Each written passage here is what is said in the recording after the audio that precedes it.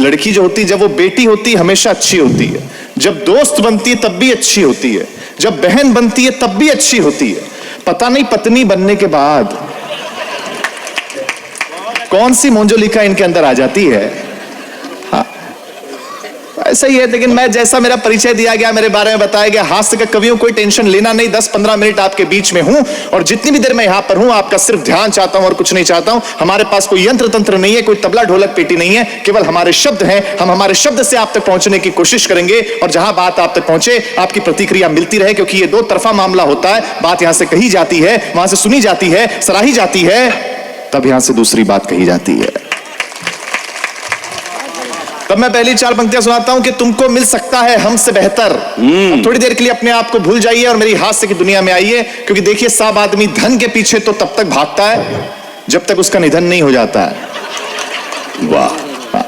मुझे याद है एक बहुत बड़े बादशाह की मौत हुई। ध्यान से सुनना और बात अच्छी लगे तो आगे से लेकर पीछे तक तालियां बजाकर मुझे बताना, मुझे लगना चाहिए आप सुनने के लिए तैयार हैं। एक बहुत बड़े बादशाह की मौत हुई। वो अपनी पत्नी के लिए 1000 करोड़ रुपए छोड़ के मरा। उसकी पत्नी ने घर के नौकर से शादी कर ली। उस दिन नौकर ने कहा कि मुझे अब तक ऐसा लगता था कि मैं मालिक के लिए काम करता हूं, आज समझ में आया मालिक मेरे लिए काम करते थे। वाह वाह वाह वाह वाह वाह। सुनाता हूं कि तुमको मिल सकता है हमसे बेहतर, हमको मिल सकता है तुमसे बेहतर, लेकिन तुम और हम दो अगर मिल जाए तो कुछ और नहीं हो सकता फिर इससे बेहतर। वाह वाह, बहुत अच्छा भाई रोहित जी, बहुत अच्छा, बहुत अच्छा है। लेकिन अद्भुत है बात तो। खैर, बिहार अपने आप में अद्भुत प्रदेश है। जब जब हम आते हैं हमें बहुत अच्छा लगता है। हाँ, मतलब अगर बिहार में सुना दिया जाए, बिहार का आदमी अगर किसी को सुन ले, उसको भी पद्मश्री पुरस्कार दिया जा सकता है। हाँ, यहां सुनाना बहुत कठिन काम है। हमें आदरणीय सभापति जी बता रहे थे, हमें जब इनके घर थे, बोले एक प्रवचन करता है, उन्होंने प्रवचन में कहा कि देखो, जो इस जन्म में नर है वो अगले जन्म में भी नर ही होगा, और जो इस जन्म में नारी है वो अगले जन्म में भी नारी ही होगी। इतना सुनते ही एक बूढ़ी अम्मा उठ करके जाने लगी। तो प्रवचनकर्ता ने रुकाया और पूछा, अम्मा बीच प्रवचन में उठ के क्यों जा रही हो? अम्मा ने जो जवाब दिया बड़ा अद्भुत था, उस पर आपकी तालियां मिलेंगी। प्रवचनकर्ता ने रुकाया और पूछा, अम्मा बीच प्रवचन में उठ के क्यों जा रही हो? अम्मा ने कहा, महाराज जी, जब अगले जन्म में भी पूड़ियां ही तलनी है तो प्रवचन सुन के फायदा क्या है यार? बिना फायदे के आप लोग किसी को सुन लो, संभव है? वाह वाह, संभव ही नहीं है। मतलब अद्भुत मामला। अभी हम आ रहे थे, कार हमारी चल रही थी, हम जिस भी प्रदेश में होते हैं, जिस भी शहर में होते हैं, मान लीजिए अगर कभी ड्राइवर हॉर्न बजा दे तो सामने जो गाड़ी वाला होता है वो हट जाता है, वो रास्ता देता है। आपके ऐसा नहीं है। हमारे ड्राइवर ने हॉर्न बजाया, आगे पीछे मुड़ के देख रहा, बोले बजाया कौन है? इतनी हिम्मत किसकी हो गई? फिर दिनेश बावरा जी गोरखपुर से आते, इन्होंने ड्राइवर को समझाया, बोले भाई ये बिहार है, रहने दे, कट्टा उट्टा निकाल लिया, मुश्किल हो जाएगी। अद्भुत मामला है आप लोगों का। मतलब बता रहे थे मुझे सुनील जोगी जी, बहुत वरिष्ठ कवि हैं, जिनको सुनिएगा आप, बहुत आनंद देंगे, बहुत साल से बिहार आ रहे हैं। इन्होंने बताया, बोले एक बार का सच्चा किस्सा है रोहित, तुमको बताऊं, बिहार को हल्के में मत लो। हाँ, मैंने कहा क्यों? बोले यहाँ के एक लड़के ने अपना आईफोन बेच करके कट्टा खरीद लिया। मैंने कहा फिर क्या किया? बोले कट्टा दिखा दिखा के 10 आईफोन जमा कर लिया। तो जो हर चीज संभव है आपके लिए।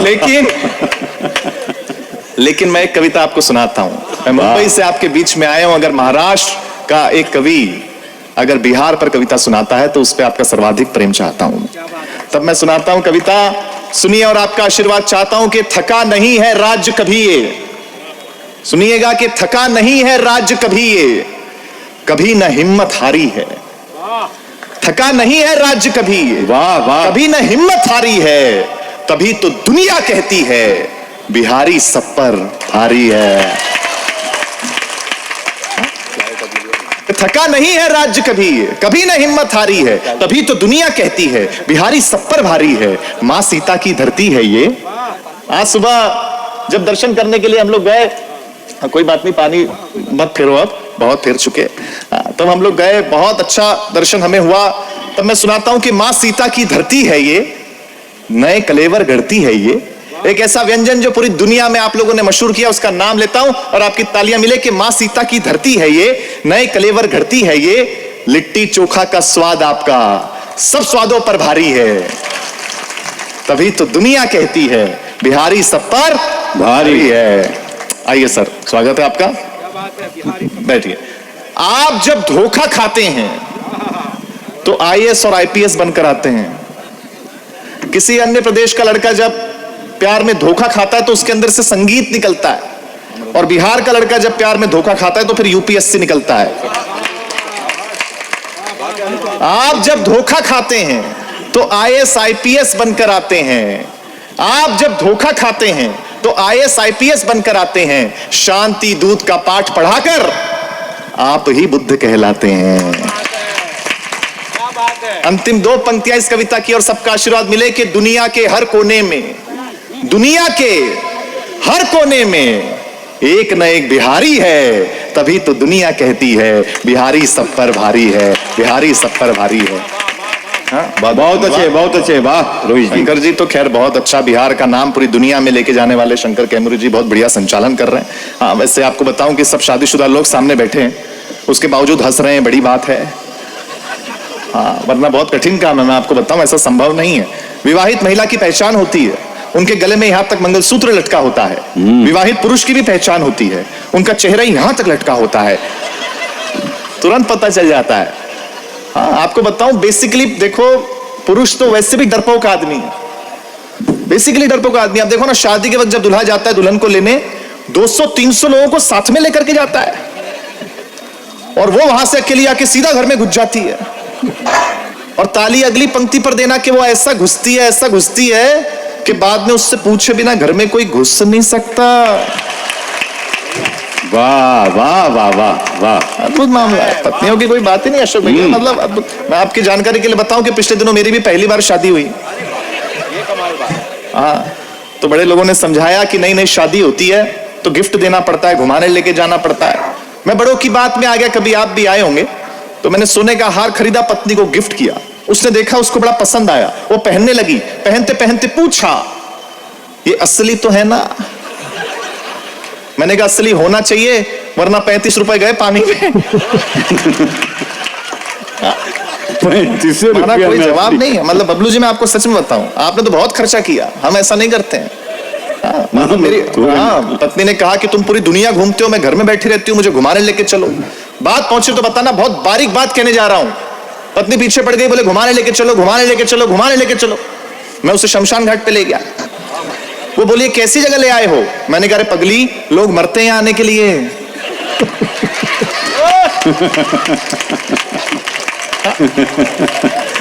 मरते हैं आने के। लेकिन पत्नी पत्नी होती है, गुस्सा हो गई। फिर मैं उससे कहा, तू चिंता मत कर, अपनी शादी की 10वीं एनिवर्सरी पर मैं तुझे अंडमान एंड निकोबार आइलैंड ले जाऊंगा। वो बड़ी खुश हो गई, बोले अच्छा, और 25वीं पर? मैंने कहा लेने आऊंगा मैं। हाँ, मतलब लेकिन आज मुझे सच में आदरणीय देवेश जी बहुत प्यार करते हैं। हम तो इनके घर, एक तो एक अच्छी बात मुझे ये लगती है, इसलिए नहीं कि आज के कार्यक्रम के आयोजक हैं इसलिए मैं कह रहा हूं, मैंने जब हम बिहार आए और इनके यहाँ रुके, हमने देखा कि कम से कम रोज 50-100 लोग अपनी अपनी सुझाव लेकर के आते हैं, अपने अपने काम लेकर के आते हैं, चाहे वो किसी भी धर्म के हो, किसी भी जाति के हो। आदरणीय सर उनकी मदद करते हैं, ये अपने आप में एक बहुत बड़ी बात है। मैं चाहता हूं, क्या बात है सर, अद्भुत है। तो सर मुझसे कह रहे थे कि नई नई शादी में इतना जल्दी कैसे पीड़ित हो गया, क्या समस्या है बता। मैंने कहा सर क्या करूं, मेरी पत्नी हर दूसरे दिन पैसे मांगती है, 5,000 रुपए दो, 10,000 रुपए दो। तो इन्होंने पूछा, बेटा तेरी पत्नी इतने पैसों का करती क्या है? मैंने कहा मुझे क्या पता, मैंने कभी दिए ही नहीं। हाँ, अपने को क्या पता। लेकिन मैं आपको बताऊं, देखो पति और पत्नी का रिश्ता भी ना सर कांग्रेस और बीजेपी जैसा ही होता है। हाँ, मतलब हमारे घर में भी वही हालत है। तो मेरी पत्नी भक्त है, तो मैंने एक दिन उससे कहा, देख यार तू चिंता मत कर, आज के बाद मैं तुझे लड़ाई का कोई अवसर नहीं दूंगा। और वो भक्त है, उसने कहा मैं तुम्हारे दिए हुए मौकों की मोहताज नहीं हूं, मैं आत्मनिर्भर हूं। और अगली बात लेकिन जो मैंने कही, सारे पुरुषों की तालियां इस पर चाहता हूं जो अगर मैंने सही बात कह दी और सही जवाब दिया हो। मैंने कहा देखो महिलाओं, आप कितना भी आत्मनिर्भर हो जाओ, कितना भी आत्मनिर्भर हो जाओ, तुम सुंदर लग रही हो, ये सुनने के लिए तो हम पुरुषों पे निर्भर रहना पड़ेगा यार। बहुत अच्छे, बहुत अच्छे, वाह। मैं तो सच में महिलाओं का बहुत सम्मान करता हूं, बहुत सम्मान करता हूं, क्योंकि महिलाओं को आप जो भी कुछ दें बदले में आपको ज्यादा लौटाती हैं। जैसे आप इन्हें मकान दें, ये आपको घर करके देती हैं। आप इन्हें अनाज दें, ये आपको भोजन बना करके देती हैं। आप इन्हें मुस्कुराहट दें, ये आपको अपना दिल दे देती हैं। मतलब आप महिलाओं को जो भी कुछ दें बदले में आपको ज्यादा ही लौटाती हैं। तो यदि हम इन्हें कोई छोटी मोटी तकलीफ दें, ताली कम बजा रहे हो आप, एक बार जोरदार तालियां बजाओ। मैं अंतिम रूप से कविता सुनाता हूँ। बहुत अच्छे, अंतिम रूप से मैं कविता छोटी से सुना देता हूँ, सीमित समय है। बहुत अच्छा लगा आपके बीच आके। वैसे मैं आपको बताऊं, मैं बहुत कॉन्फिडेंस वाला कवि हूँ। हाँ, बहुत कॉन्फिडेंस वाला कवि हूँ सर मैं। आज पे फिर भी बहुत लोग हैं। पिछले प्रोग्राम में केवल एक श्रोता बैठा था सामने, मैंने 2.5 घंटे सुनाया। फिर मैं उतर के उसके पास गया, मैंने कहा नमस्ते भाई साहब, लगता है आप मेरे बहुत बड़े फैन हैं। वो बोला फैन मैंने कुछ नहीं, मैं तो माइक वाला हूँ। तू खत्म करे तो मैं लेके चलूं।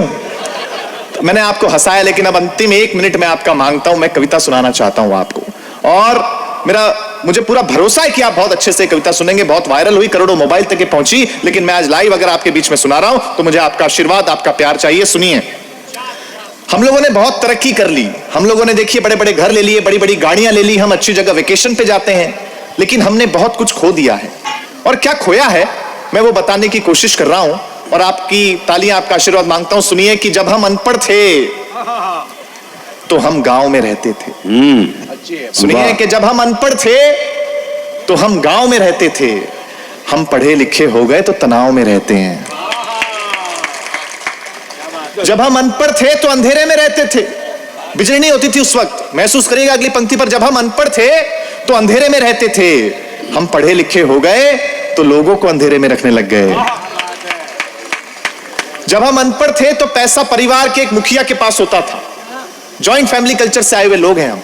जब हम अनपढ़ थे तो पैसा परिवार के एक मुखिया के पास होता था और सब सुखी होते थे। हम पढ़े लिखे हो गए तो आज पैसा सबके पास है, लेकिन सुखी कोई नहीं है। वाह वाह वाह वाह। 3 जनरेशंस यहां बैठी हुई हैं। आखिरी पंक्ति सुना करके अपना स्थान लूंगा। आपको लगे अगर रोहित शर्मा ने सीमित समय में अच्छा काव्य पाठ किया हो तो मुझे तालियों से विदा करना। डिजिटल वर्ल्ड है, डिजिटल दुनिया है, डिजिटल क्रांति है। तब सुनाता हूं कि अनपढ़ों ने हमें दिया बहुत कुछ है, लिया कुछ भी नहीं है। सीतामढ़ी के बड़े लोगों आशीर्वाद चाहता हूं कि अनपढ़ों ने हमें दिया बहुत कुछ है, लिया कुछ भी नहीं है। हम वो आखिरी पीढ़ी है साहब जिनकी माओ का सोशल मीडिया पे अकाउंट ही नहीं है। बहुत बहुत धन्यवाद।